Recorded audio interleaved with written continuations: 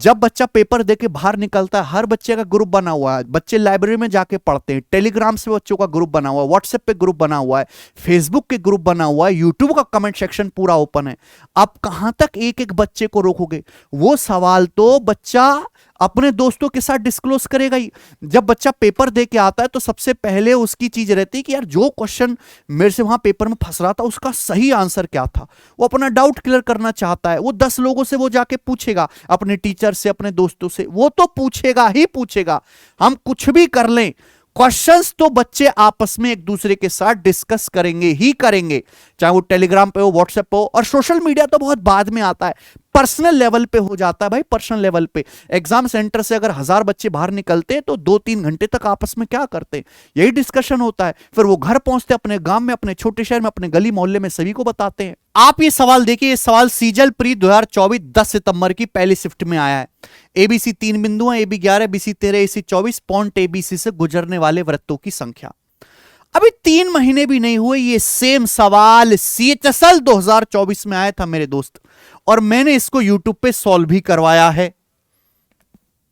ये देखिए आप, एसएससी सीएचएसएल 2024 एडवांस मैथ्स, सवाल नंबर है 19, मैंने सॉल्व कराया एज इट इज।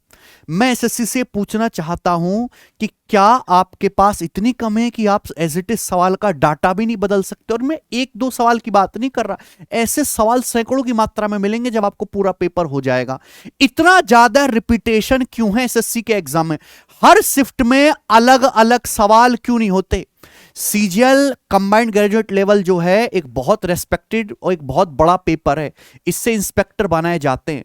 और आपने उस पेपर के एग्जाम के लेवल का हाल क्या कर रखा है कि 200 में से प्री की कट ऑफ 160 जाती है, मेंस में 390 में से 390 320 प्लस जब आप लाओगे जनरल कैटेगरी में तब आपका सिलेक्शन होगा। यानी कि आपने ऐसे एग्जाम की कट ऑफ 80% से ज्यादा पहुंचा दी है, जबकि इससे मिलते जुलते एग्जाम की आप कट ऑफ देखिए कोई भी 50% से ऊपर पे नहीं लगती है। पहली बात तो एसएससी को अपने काम में 2 चीजें सुधारनी चाहिए कि क्वेश्चंस का जो बार बार रिपीटेशन है, बार बार रिपीटेशन की एक सवाल बना के 10 क्वेश्चन ऐसे ही डाल दिए, ये तुरंत बंद होना चाहिए। हर शिफ्ट में अलग सवाल आना चाहिए। दूसरा, एसएससी कम से कम सीजीएल के लेवल को इतना मेंटेन करे, जो लेवल सीजीएल का है वही सीएचएसएल का है, वही सीपीओ का है। इवन एमटीएस में कभी कभी ज्यादा बढ़िया चीज पूछ ली जाती है। कम से कम लेवल को इतना मेंटेन करे कि कट ऑफ 80% ना पहुंचे, 55% से 60% के बीच में कट ऑफ रहे, तब तो एक फेयर और हेल्दी कंपटीशन हो भी पाएगा। और एज ए टीचर मैं बहुत मेहनत करता हूं। जब भी कोई पेपर होता है ना मेरे भाई, जब भी कोई पेपर होता है, एसएससी ने कोई भी पेपर लिया, सबसे पहले पूरे यूट्यूब पे, केवल आप तो केवल एनालिसिस की बात कर रहे हो, मैं पूरे यूट्यूब की बात कर रहा हूं, पूरे यूट्यूब की। जब भी कोई पेपर होता है उसके मात्र 2 या 3 दिन के भीतर, जब तक मेरे पास सवाल टाइप होके नहीं आ जाते, मैं उस पूरे एग्जाम का सॉल्यूशन करवा देता हूं। बेस्ट सवाल छांट के, वो सवाल जो फ्यूचर में रिपीट होते हैं, मैं आपको दिखाता हूं। इस बार पेपर हुआ साल में सबसे पहले एसएससी जीडी का, मैंने एसएससी जीडी के सारे सवाल सबसे पहले सॉल्व करा दिए। तुरंत पेपर हुआ सिलेक्शन पोस्ट का, मैंने अर्थमेटिक वाला पोर्शन अलग करके, एडवांस वाला पोर्शन अलग करके मैंने आपको सबसे पहले सॉल्व करा दिए। ये मेरी आदत है, मुझे सवाल दुश्मनों की तरह लगते। सवाल मेरे सामने आया और मैंने उसको उड़ाया और उसको यूट्यूब पे डाला मेरे दोस्तों कि बच्चे पढ़ें। बच्चे पढ़ने वाले नहीं है, बच्चों को जबरदस्ती पढ़वाना पड़ता है, उन तक चीजें पहुंचानी पड़ती है।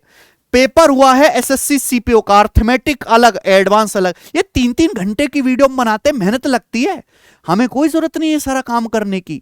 हम सीधा एप्लीकेशन में पढ़ा सकते हैं, शांत रह सकते हैं। हम ये क्यों करते हैं? हम मेहनत करते हैं भाई, हम मेहनत करना जानते हैं।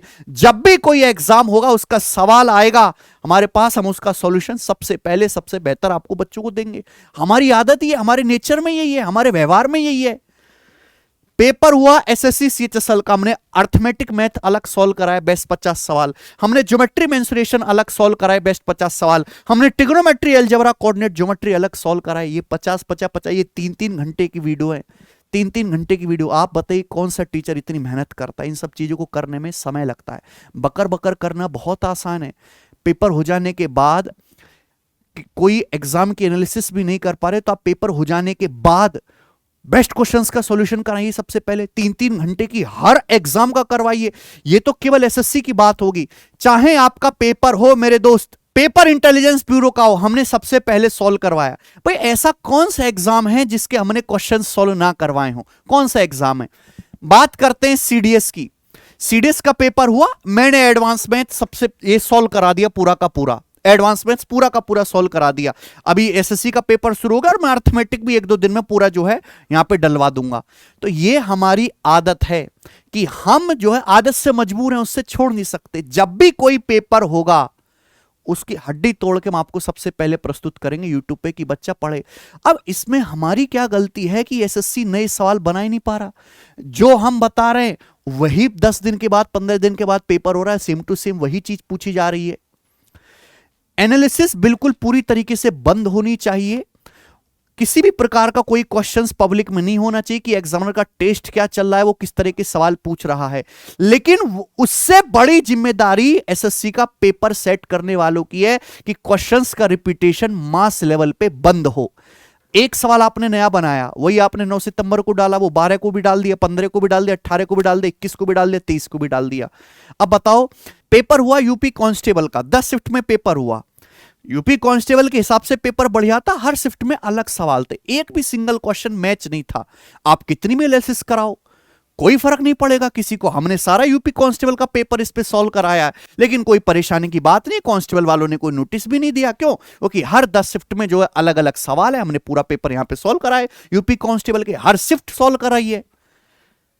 परेशानी वहां बनती है जब मास लेवल पर रिपीटेशन होता है। आप वही सवाल डाल रहे हैं सीएचएसएल में, वही सवाल डाल रहे हैं सीजल में, वही सवाल डाल रहे हैं सीपीओ के पेपर में। और ये सारे सवाल क्या हैं? ये तो हमने ऑलरेडी अपनी शीट में करवा दिए, बैचेस की शीट में करवा रखे एज इट इज। तो अब से जो भी पेपर होगा मैं वो तो सवाल करवाऊंगा नहीं। प्रीवियस में सेम क्वेश्चन आ रखा, मैं प्रीवियस का क्वेश्चन सेम हम निकालेंगे जो शीट में डाला हुआ और उसको सॉल्व करवाएंगे भाई। ठीक है?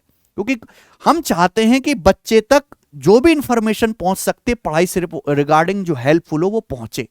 ठीक, इतनी भी करने की जरूरत नहीं थी मेरे दोस्तों। अगर बच्चा पढ़ने वाला होता तो इन वीडियोस को, जहां 3-3, 4-4 लाख इन पे व्यूज हैं, फॉर्म कितने लोगों ने भरा है? 30 लाख बच्चों ने। तो सबके सब 30-30 लाख बच्चे ना देखते इन वीडियोस को, लेकिन 4-4, 5-5 लाख बच्चों ने देखा, क्योंकि पढ़ने वाले बच्चे बहुत थोड़े हैं और इन वीडियो से ही सारा पेपर फंस रहा है। तो हम क्या करें मेरे दोस्त, क्या करें? जो मैं बेस्ट क्वेश्चंस की वीडियो डालता हूं वो इतनी यूनिक और इतनी खास और इतनी इंपॉर्टेंट होती हैं कि आप वो करके चले जाओ, आपको कोई रोकने वाला है नहीं मेरे भाई। ठीक है जी? तो मेरा पर्पस यही है कि एनालिसिस नहीं होनी चाहिए और केवल मैथ से एक मुद्दा है। इंग्लिश वाले टीचर भी शेयर करते हैं, लेकिन उनसे कोई भी कुछ नहीं कहेगा। जीएस वाले टीचर्स भी सवाल बताते हैं, है ना? और जीएस में तो बड़ा अच्छा है कि एक क्वेश्चन आया, उसके ऊपर की और नीचे की पूरी कहानी भी डिस्कस कर दी जाती है कि भाई अगली शिफ्ट में ये बन सकता है।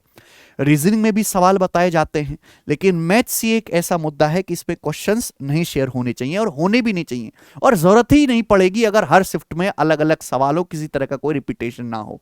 ठीक है मेरे प्यारे भाई? तो अब से वही होगा जो मंजूर है मुझे होगा, यानी कि मेरे भाई हम अपनी शीट से एज इट इज सवाल जो है आया हुआ सीट में डाला हुआ, हम उसको सॉल्व कराएंगे और बच्चे के पास पहुंचना चाहिए। ठीक है भाई? एनालिसिस पूरी तरीके से बंद होनी चाहिए, लेकिन उससे पहले एसएससी को भी अपने आप को सुधारना पड़ेगा और एसएससी में सुधार की बहुत ज्यादा जरूरत है। क्वेश्चन सेटिंग के मामले में रिपीटेशन, मास रिपीटेशन बंद हो, हर शिफ्ट अलग हो, हर दिन नया, हर दिन अलग। ठीक है? और आपके कोई सुझाव है तो आप मुझे कमेंट सेक्शन में बता सकते हैं, जो आप कहेंगे भाई मैं वैसे ही करूंगा। बहुत बहुत धन्यवाद वीडियो देखने के लिए। ठीक है?